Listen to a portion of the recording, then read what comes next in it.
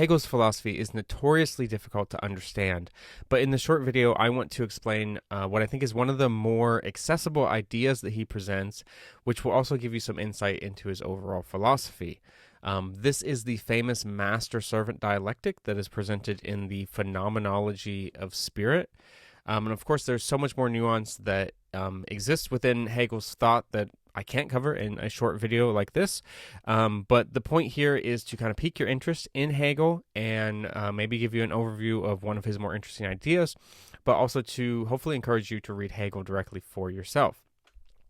And so this dialectic, the master-servant dialectic, comes from chapter 2 of Hegel's Phenomenology, which deals with self-consciousness. Hegel explains, quote, "Self-consciousness is desire, full stop. Because it is desire, self-consciousness becomes certain of itself by sublating another self-consciousness. In other words, self-consciousness, quote, attains its satisfaction only in another self-consciousness. The double reflection of the self and the self in an other is essential to the certainty of the truth of self-consciousness. Thus, what Hegel is arguing is that the very nature of selfhood is a social reality. Hegel analyzes the self concretely as a historical and social actualization of Geist, which is a German word that can be translated either as mind or spirit.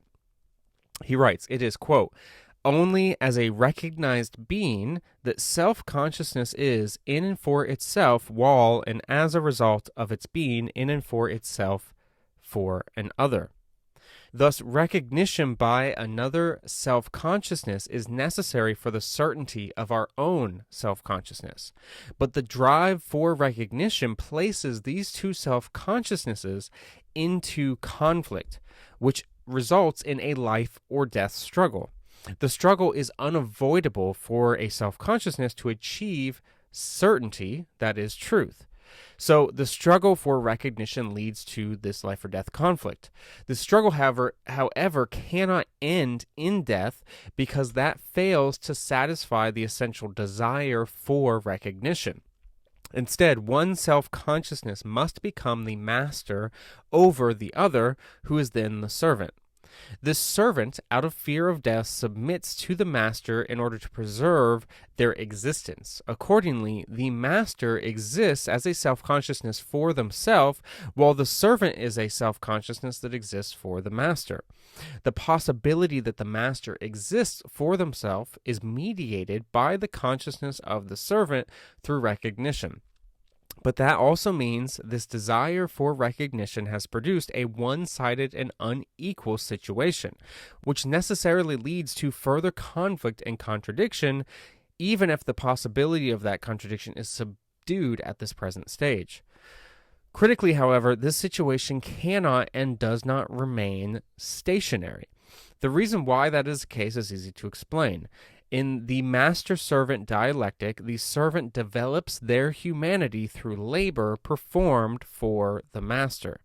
Here, Hegel suggests that through their labor, the servant actually creates society by developing skills and knowledge that transcend the limitations of nature, and as such, as servants, they are the ones, not the masters, who develop the truth of what it is to be human.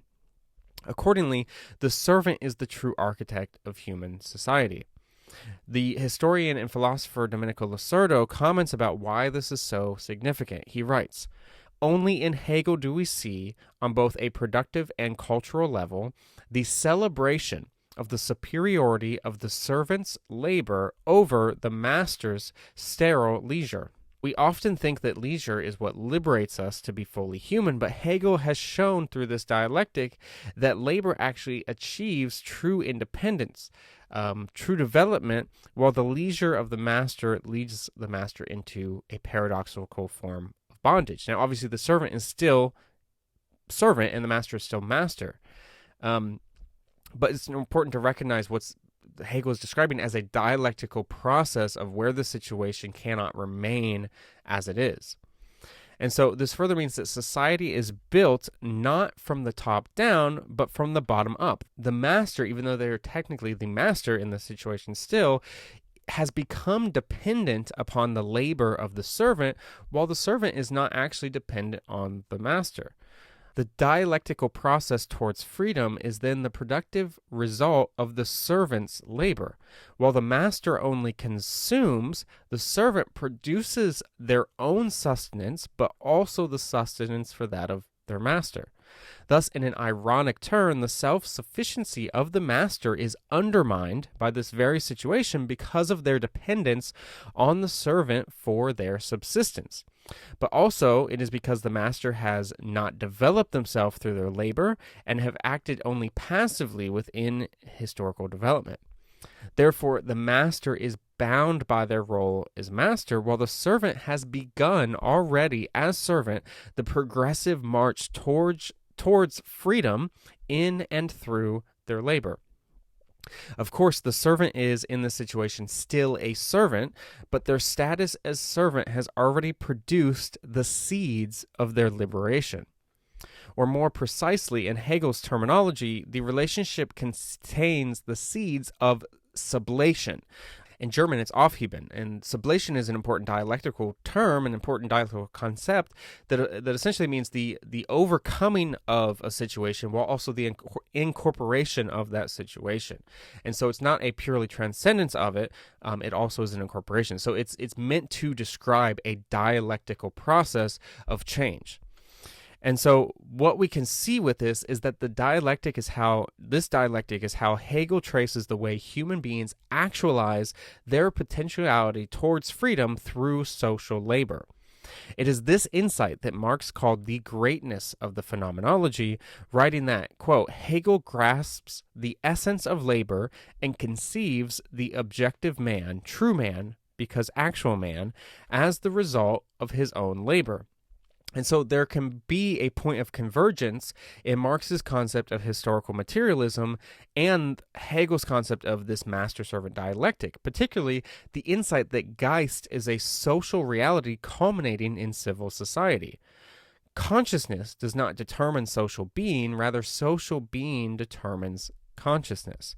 And so to sum all of this up briefly, the process of this dialectic demonstrates how the tension between master and servant sublates itself while also progressing towards to the development of spirit and history. The key point is to see that this master-servant situation is not static, but that it already contains the seeds of its own sublation, and those seeds are located within the servant's labor for the master. And so the truth of human society and freedom is the result of this dialectical process. And so it's important to recognize that how the dialectic functions is perhaps more important for Hegel than this exact example. Obviously, it is an example that comes a little bit more from a feudal time, obviously, when Hegel was writing this. But what's important to see is what he's tracing as a historical dialectic of sublation and of conflict. And so what emerges from this is a vision of the progressive and dialectical movement towards freedom and its roots in human labor. So that is a very brief and very rough overview of Hegel's master-servant dialectic. This dialectic is, of course, extremely complex and challenging. The Phenomenology of Spirit is undoubtedly the most difficult book I think I've ever read. It's very dense, and I'm really only paraphrasing a very dense and brilliant section in here. But I wanted to describe this a little bit to you in order to kind of pique your interest in it. But ultimately, the goal for this dialectic is to show that the progress towards human freedom, the development of Geist, of spirit, is a dialectical process. The dialectical method, so-called, isn't necessarily so much of a method for Hegel. It's rather a descriptive method of what he traces as the historical process of dialectics. And so he's not necessarily applying a dialectical method to history. He's rather pulling out the idea that history itself is dialectical. And so there's a noteworthy part about obviously that, seeing this dialectical process, and there's a lot of resonances with that and later Marxist thought, later socialist thought, and obviously how Marx looked at capitalism and saw that capitalism is its own gravedigger, that it has within itself its own seeds of sublation, and that is through the proletarian class, which is the one that develops itself and makes the capitalist class essentially superfluous. And so clearly there are connections here, and that's why I think it's an interesting example of Hegel's brilliance. But it's also noteworthy that this, what this means for self-consciousness. Hegel is essentially arguing that the self is inherently a social reality, and so Geist for Hegel is a social idea, not a metaphysical one. And so when you pick up Phenomenology of Spirit, what Hegel isn't talking about is a metaphysical, speculative process. Instead, he's talking about a concrete, dialectical, and historical process that he is trying to trace. And so obviously there's so much more that we could go into with Hegel. And I should clarify, I'm not necessarily a Hegel scholar. I've read a few of Hegel's works. I have some secondary sources that I will cite below, some books that I've found helpful. If you want to read some more work on Hegel, I cited Domenico Lacerdo. He's got a great book, but there's a number of others that I'll list in the description below. But I just wanted to introduce you to a few of the key points with this concept, hopefully just to pique your interest in Hegel, but also just to kind of describe it as best as I could. And so I highly recommend giving this a try. Like I said, Phenomenology of Spirit, is certainly one of the most difficult texts I've read, but it absolutely rewards the patience that it takes to understand it. And so with all of that said, I want to say thank you for watching, and I hope you have a good day.